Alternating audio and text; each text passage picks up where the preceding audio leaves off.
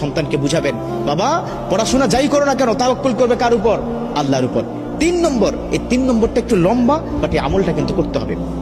3 নম্বর আমলটা হচ্ছে, তুমি যখন পড়তে বসবে তখন রব্বি জিদনি ইলমা এটা পড়বে, রব্বি ইয়াসসির ওয়ালা তুআসসির ওয়া তাম্মিম আলাইনা বিল খায়র। কোরআনের কিন্তু আয়াত, এটা 2 সূরা থেকে 2টো আয়াত সংমিশ্রণ করে অনেক আল্লাহর ওলিরা তাদের যারা অনুসারী তাদেরকে বলেছেন যে এই 2টো আয়াত যদি কোনো সন্তান পড়তে থাকে, তিনি যা পড়বেন দ্রুত মুখস্থ হবে এবং সেটা মাথায় থাকবে।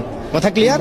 রব্বি জিদনি ইলমা ওয়া রব্বি ইয়াসসির ওয়ালা তুআসসির ওয়া তাম্মিম আলাইনা বিল খায়র। এটা পড়তে হবে পড়ার আগেই, এবং সকালবেলা ঘুম থেকে উঠে মেন্টালি ফ্রি থেকে একদম ফ্রেশ হয়ে উজু করে তারপরে যা কিছু প্রয়োজন পরীক্ষার হলে যাওয়ার জন্য সেগুলো হাতে নিয়ে বিসমিল্লাহি তাওয়াক্কালতু আলাল্লাহ বলে কিন্তু ঘর থেকে বের হতে হবে।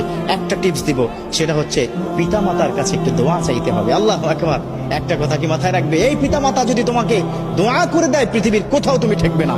পরীক্ষার হল তো স্বাভাবিক একটা বিষয়। এবার পরীক্ষার হলে প্রবেশ করার পরে বিসমিল্লাহ করে পরীক্ষার হলে প্রবেশ করবে। আমরা বর্তমান সময় আমরা কি দেখি, আমাদের সময় ছিল যে পরীক্ষার হলে গেলেই বন্ধু বান্ধব হই হুল্লোড়, চিৎকার চেঁচামেচি, তুই কি এটা কি পড়েছিস কিনা, এই কি ব্যাপার, কি দোস্ত তোর কি খবর, এই ধরনের কথা বলা যাবে না। একদম চুপচাপ ঠান্ডা মাথায় নিজের সিটে গিয়ে বসে আল্লাহকে ডাকতে হবে। একটা কোরআনের আয়াত শিক্ষা দিই, খুব মনোযোগ। হাসবুনাল্লাহু ওয়া নি'মাল ওয়াকিল নি'মাল মাওলা ওয়া নি'মান নাসির। এই কোরআনের আয়াতটা পড়তে হবে, হাসবুনাল্লাহু নি'মাল ওয়াকিল নি'মাল মাওলা ওয়া নি'মান নাসির। এবার প্রশ্ন হাতে কি পেয়ে গেছো? প্রশ্নটা হাতে পেয়ে সাথে সাথে না উল্টিয়ে 2টো কাজ করবে।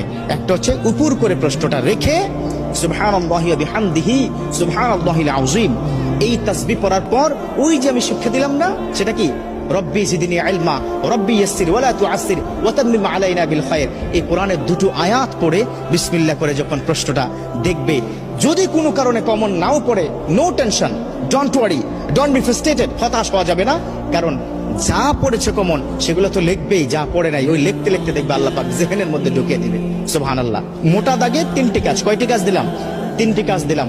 যদি কোনো শিক্ষার্থী সঠিকভাবে এই 3টি আমল বা এই কাজগুলো সে প্র্যাকটিস করতে পারে, ইনশাআল্লাহ তাআলা পরীক্ষায় ভালো ফলাফল আসবেই আসবে। আল্লাহ পাক আমাদের শিক্ষার্থীদের এই বর্তমান চলমান পরীক্ষায় ভালো ফলাফল করে কেরিয়ার সুন্দর করে আল্লাহ সন্তুষ্টি অর্জন করার তৌফিক দান করুক।